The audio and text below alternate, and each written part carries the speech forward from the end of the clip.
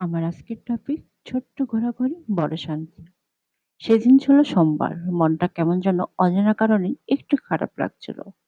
আমার মনে হয় প্রায় প্রত্যেকেরই কখনো কখনো মনটা অকারণেই ভারী হয়ে যায়। তাই তো নিজেকে একটু সময় দেওয়ার জন্য বেরিয়ে পড়লাম ছোট্ট এক ঘোরাঘুরিতে। প্রথমে গেলাম মিনি শোতে। সেখানে ঢুকলেই মনে হয় ছোট ছোট সুখগুলো সাজানো আছে একের পর এক। এই জায়গাটা একটু আলাদা আকর্ষণ আছে। ইউনিক আর অ্যাস্থেটিক জিনিসে ভরপুর। ছোট ছোট জিনিস কিন্তু দেখলেই মন ভালো হয়ে যায়। পাশে আরেকটি সুন্দর দোকান, প্রায় মিনিসরের মতোই সাজানো, গোছানো, মন ছুঁয়ে যাওয়ার মতো কালেকশন। সব মিলিয়ে মিরপুর ১২ পল্লবী এলাকার জন্য এক টুকরো শান্তির জায়গা। এই জায়গাগুলো যেন শহরের ভিড়ের মাঝেও একটু প্রশান্তির ছোঁয়া দেয়। এরপর গেলাম একটি রেস্টুরেন্টে, সাধারণ কিছু খাওয়া আর একটু সময় নিজের সাথে কাটানো।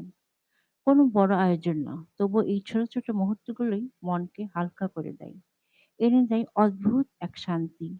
আসলে জীবনের সুখগুলো বড় কিছুতে নয়, এই ছোট ছোট ঘোরাঘুরি, একটু নিজের জন্য সময়, এসবই লুকিয়ে থাকে।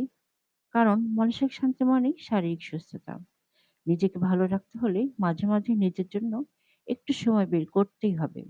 ছোট ছোট ঘোরাঘুরি, প্রিয় জায়গায় কিছুক্ষণ কাটানো, এসবই হতে পারে মানসিক স্বস্তির সহজ উপায়। সোহানা অর্নেজ সবসময় বিশ্বাস করে সুস্থতা শুরু হয় নিজের যত্ন থেকে। আর সেই যত্নের প্রথম ধাপ হলো নিজের মনকে ভালোবাসা।